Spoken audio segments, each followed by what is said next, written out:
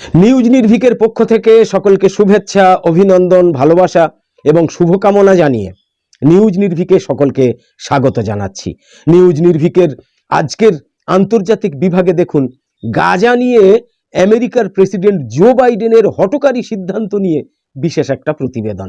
যে প্রতিবেদনের শিরোনাম হচ্ছে বাইডেন মানে জো বাইডেন, আমেরিকার প্রেসিডেন্ট জো বাইডেন যেভাবে আমেরিকাকে মধ্যপ্রাচ্যের সংকটের গভীরে নিয়ে যাচ্ছেন।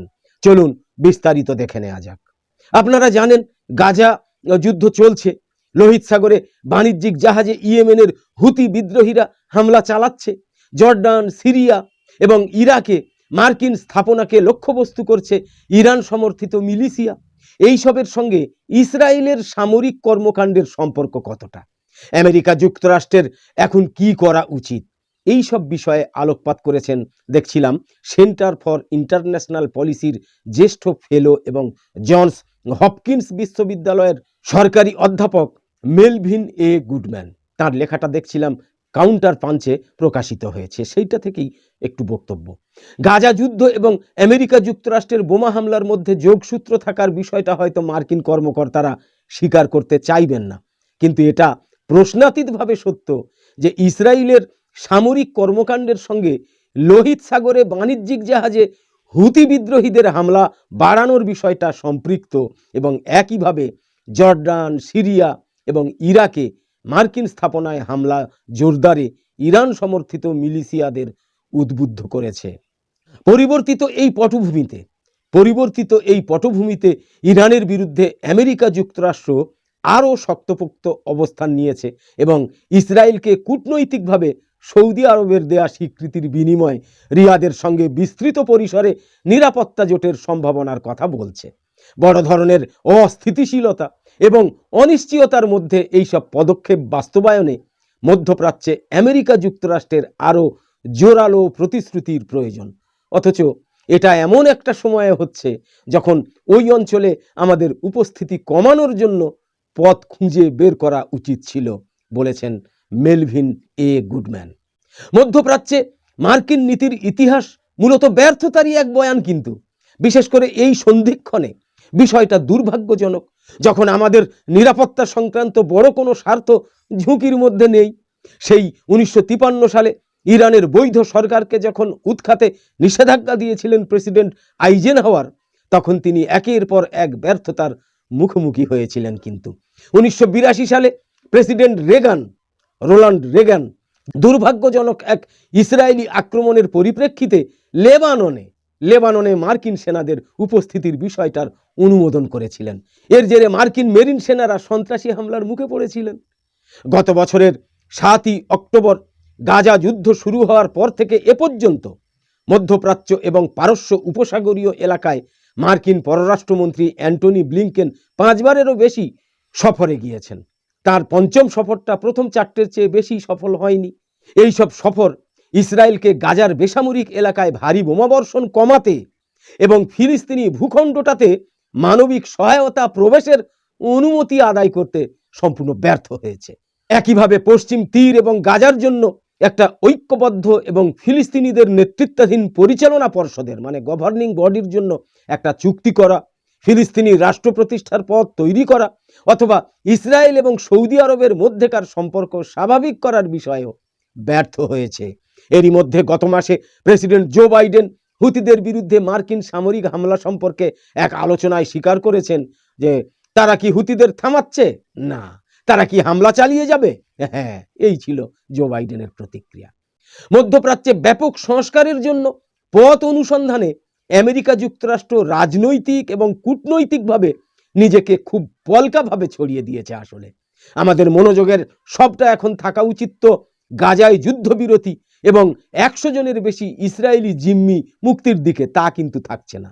অথচ উল্লেখ করার মতো বিষয় হচ্ছে যে ইসরায়েলি গোয়েন্দাদের মতেই হামাসের হাতে থাকা বাকি 136 জন জিম্মির পণবন্দির মধ্যে অন্তত 32 জন ইসরায়েলি হামলাতেই মারা গিয়েছেন। অথচ এর পরিবর্তে জো বাইডেন প্রশাসন এমন আলোচনায় নিয়োজিত যা কোনো কাজেই লাগছে না। যেমন ফিলিস্তিনি কর্তৃপক্ষের ক্ষমতা একজন নবীন তরুণ প্রধানমন্ত্রীর কাছে হস্তান্তর করা এবং নতুন ফিলিস্তিনি প্রশাসনকে সহযোগিতার জন্য গাজায় একটা আরব শান্তিরক্ষী বাহিনী মোতায়েনের ব্যবস্থা করা, সেসব কিন্তু কিছুই হচ্ছে না। ইসরায়েলের এইসব হামলা ঠেকাতে, আগ্রাসন ঠেকাতে তার ক্ষমতার মধ্যে সম্ভাব্য সব কিছু করবে এবং যতক্ষণ পর্যন্ত আমাদের প্রধানমন্ত্রী বেঞ্জামিন নেতানিয়াহুর সঙ্গে দেন দরবার করতে হবে ততক্ষণ এই ব্যাপারে সাফল্য পাওয়ার সম্ভাবনা কম। বাইডেন ইসরায়েলের ওপর চাপ প্রয়োগে কোনো রকম আগ্রহ দেখাননি, অর্থাৎ মধ্যপ্রাচ্যের শান্তি প্রক্রিয়া এগিয়ে নেওয়ার সুযোগ তার মানে খুবই সামান্য। অতীতের নজির বলছে মার্কিন প্রেসিডেন্টদের বিব্রত করার জন্য বেঞ্জামিন নেতানিয়াহু তাঁর পথের বাইরে গিয়েও হেঁটেছেন এবং জানুয়ারির শেষ নাগাদ গাজায় তীব্র মাত্রার বোমাবর্ষণ সীমিত করার প্রশ্নে বাইডেন প্রশাসনের প্রতি দেওয়া তাঁর প্রতিশ্রুতি এরই মধ্যে তিনি ভঙ্গ করেছেন। সেদিকে কিন্তু বাইডেনের নজর নেই। মধ্যপ্রাচ্যে মার্কিন নীতির ইতিহাস মূলত ব্যর্থতারই এক বয়ান, যে কথা আগে বলেছিলাম। বিশেষ করে এই সন্ধিক্ষণে বিষয়টা দুর্ভাগ্যজনক যখন আমাদের নিরাপত্তা সংক্রান্ত বড় কোনো স্বার্থ তো ঝুঁকির মধ্যে নেই। সেই 1953 সালে ইরানের বৈধ সরকারকে যখন উৎখাতে নিষেধাজ্ঞা দিয়েছিলেন প্রেসিডেন্ট আইজেনহাওয়ার, তখন তিনি একের পর এক ব্যর্থতার মুখোমুখি হয়েছিলেন। 1982 সালে প্রেসিডেন্ট রোনাল্ড রেগান দুর্ভাগ্যজনক এক ইসরায়েলি আক্রমণের পরিপ্রেক্ষিতে লেবাননে মার্কিন সেনাদের উপস্থিতির বিষয়টার অনুমোদন দিয়েছিলেন। এর জেরে মার্কিন মেরিন সেনারা সন্ত্রাসী হামলার মুখে পড়েছিলেন। 2003 সালে প্রেসিডেন্ট বুশ ইরাকে প্রতারণাপূর্ণ সামরিক অভিযানের পরিকল্পনা সাজিয়েছিলেন যাতে বাগদাদের ওপর ইরানের প্রভাব বিস্তারের দরজা খুলে যায়। শুরু হয় অস্থিতিশীলতার চক্র, যা এখনো এই অঞ্চলে আধিপত্য বিস্তার করে আছে। প্রেসিডেন্ট ডোনাল্ড ট্রাম্প জেরুজালেমকে ইসরায়েলের রাজধানী হিসেবে স্বীকৃতি দিয়েছেন। পূর্ব জেরুজালেমে মার্কিন কনসুলেট বন্ধ করে দিয়েছেন। ফিলিস্তিনিদের সাহায্য বন্ধ করে দিয়েছেন। গোলান মালভূমিকে ইসরায়েলের অংশ হিসাবে স্বীকৃতি দিয়েছেন এবং পশ্চিম তীরে ইসরায়েলের স্থায়ী দখলদারত্বকে সমর্থন করেছেন। ইরানের সঙ্গে করা পারমাণবিক চুক্তি বাতিলের ফলে দেশটার গুরুতর রাজনৈতিক আলোচনার সুযোগ হঠাৎ শেষ হয়ে যায়।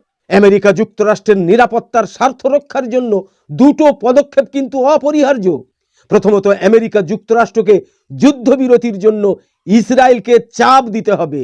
যুদ্ধবিরতির জন্য ইসরায়েলকে চাপ দিতে হবে। ইসরায়েলকে চাপ দেওয়ার একমাত্র উপায় হলো মার্কিন অস্ত্র হস্তান্তরের ক্ষেত্রে প্রকৃত শর্ত আরোপ করা অথবা ওয়াশিংটন যে প্রাণঘাতী ব্যবস্থা সরবরাহ করছে তা বন্ধ করা। ইসরায়েলের ব্যাপারে প্রভাবের ক্ষেত্রে আমেরিকা যুক্তরাষ্ট্রের কোনো বেসামরিক হাতিয়ার নেই, তাই সামরিক সহায়তাই আমাদের লাভের একমাত্র উপায়, আমাদের লাভের একমাত্র উৎস। দ্বিতীয়ত, ইরানের সঙ্গে নতুন করে কূটনৈতিক প্রচেষ্টা শুরুর কিন্তু সময় এসেছে। ইরানে বিপ্লব মাথাচাড়া দেওয়া সহ 1979 সালে আফগানিস্তানে তৎকালীন সোভিয়েত ইউনিয়নের হামলা চালানোর পর থেকে মধ্যপ্রাচ্য এবং পারস্য উপসাগরে প্রভাব বিস্তারে সামরিক শক্তির ওপর আমেরিকা যুক্তরাষ্ট্র অত্যাধিক নির্ভর করে আসছে। এই পটভূমিতে অনেক মার্কিন রাজনীতিবিদ এবং অনেক মার্কিন পণ্ডিতই ইরানে সরকারের পরিবর্তনের পাশাপাশি দেশটার বিরুদ্ধে সামরিক শক্তি ব্যবহারের পক্ষে।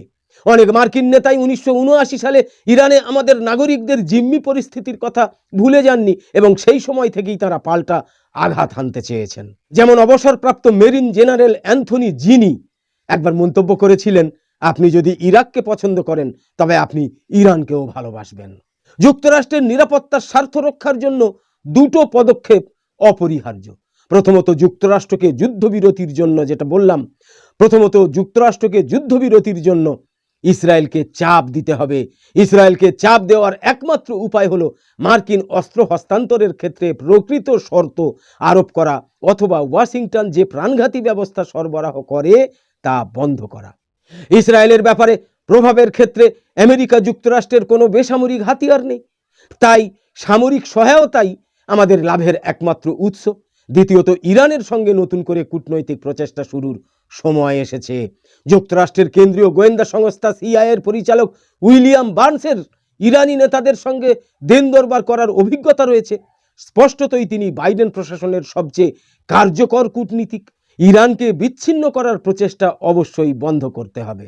আমেরিকা যুক্তরাষ্ট্রের বর্তমান কূটনৈতিক কার্যকলাপ সৌদি আরব, মিশর এবং সংযুক্ত আরব আমিরাতের মানে ইউএই এই আরব আমিরাতের মতো গুরুত্বপূর্ণ আরব রাষ্ট্রগুলোর সঙ্গে আলোচনায় সীমাবদ্ধ, যা কোথাও নিয়েও যাচ্ছে না, এটা অগ্রসরও হচ্ছে না, কাজেও লাগছে না। উপরন্তু এইসব আলোচনার মধ্যে রয়েছে সৌদি আরবের সঙ্গে একটা প্রতিরক্ষা চুক্তি সইয়ের সম্ভাবনার বিষয়টা, যা মধ্যপ্রাচ্যে মার্কিন উপস্থিতির ক্ষেত্রে অতিরিক্ত একটা ঢাল যুক্ত করবে। এইসব অগ্রগতি এমনকি আরব ন্যাটো গঠনের জন্য নতুন করে আলোচনার দিকে নিয়ে যেতে পারে, যা ডোনাল্ড ট্রাম্প এবং তার তৎকালীন আক্রমণাত্মক জাতীয় নিরাপত্তা উপদেষ্টা জন বোল্টন শুরু করেছিলেন। বাইডেন প্রশাসন সম্ভবত এই অঞ্চলে সামরিক শক্তির সীমা বুঝতে পারে, তবে ইরানের সঙ্গে সংঘাত এবং বেঞ্জামিন নেতানিয়াহুর প্রতি অব্যাহত সমর্থনের বিষয়টা কেবল অতিরিক্ত মার্কিন সেনা মোতায়েন করার দিকে নিয়ে যেতে পারে। এর শেষ পরিণতি হবে আমেরিকা যুক্তরাষ্ট্রকে আটকে মধ্যপ্রাচ্যে রাখা, নিজেদের কাঁটা ঝোপে আটকে থাকা। তো আপাতত শেষ করছি। প্রতিদিনের নিয়মিত ঝটপট 10টা খবর আর জাতীয় এবং আন্তর্জাতিক বিষয় নতুন নতুন প্রতিবেদন পেতে সাবস্ক্রাইব, ফলো, লাইক, কমেন্ট এবং শেয়ার করে নিউজ নির্ভীকের ইউটিউব চ্যানেল আর ফেসবুক পেজের সঙ্গে থাকুন। আমাদের এখন প্রায় প্রতিদিনই বলতে হচ্ছে যে কিছুদিন যাবৎ আমাদের চ্যানেলের সাবস্ক্রাইবার এবং ফলোয়াররা মন্তব্য করে বলছেন যে নিউজ নির্ভীকের খবর তাদের কাছে নাকি ঠিক মতো পৌঁছচ্ছে না। তাদের জন্য বিনয়ের সাথে বলি, আপনাদের কথাটা ঠিক, তবুও প্রথমে যে কথাটা বলতে হয় সেটা হলো আপনারা হয়তো নিউজ নির্ভীক চ্যানেল নিয়মিত দেখছেন না।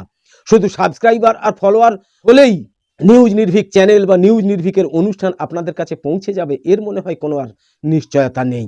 নিউজ নির্ভীকের অনুষ্ঠান যদি নিয়মিত না দেখেন, তাহলে ফেসবুক বা ইউটিউব আপনাদের কাছে নিউজ নির্ভীকের খবর রেকমেন্ড করবে এমন কোনো গ্যারান্টি আর দেওয়া যাচ্ছে না। অতএব নিউজ নির্ভীকের সব অনুষ্ঠান নিয়মিত দেখুন, কারণ নিউজ নির্ভীকের সব অনুষ্ঠান কিন্তু নিয়মিতই হচ্ছে। এরপরেও যদি নিউজ নির্ভীককে না দেখতে পান, তাহলে ফেসবুকে গিয়ে বাংলায় এবং ইউটিউবে গিয়ে বাংলায় অথবা ইংরাজিতে নিউজ নির্ভীক লিখে সার্চ করে দেখুন। ইউটিউবে ইংরাজিতে NEWSNIRVIK নিউজ নির্ভীক লিখে সার্চ করে দেখুন, অবশ্যই নিউজ নির্ভীক চ্যানেল তখন পেয়ে যাবেন। নিউজ নির্ভীক চ্যানেলে প্রতিদিন সন্ধ্যের পরে নিয়ম করে থাকে ঝটপট 10টা গুরুত্বপূর্ণ খবর, কম বেশি রাত 10টায় নিয়ম করে থাকে আন্তর্জাতিক বিষয়ে গুরুত্বপূর্ণ প্রতিবেদন, প্রায় প্রতিদিন দুপুরে থাকে পশ্চিমবঙ্গ সহ ভারতের রাজনীতির নানা ছোট বড় খবর এবং প্রতিবেদন।